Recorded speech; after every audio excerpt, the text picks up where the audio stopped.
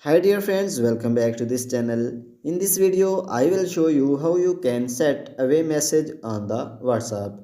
Because away message is that message when you are not using the WhatsApp, that message will send automatically to the other who can message you. So in this video, I will show you how you can send or how you can set away message on the WhatsApp. So without wasting time, let's start video. Before starting the process, if you did not subscribe our channel, please subscribe it.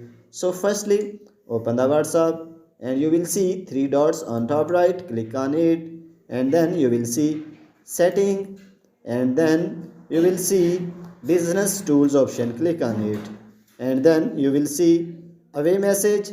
Click on it and then you will see automatically reply with a message when you are away. So click on away message and write here your away message, then click on OK options. After that, click on save options. So in this way you can set away message on the WhatsApp. If this video is helpful for you, please like the video and also subscribe our channel. Thanks for watching.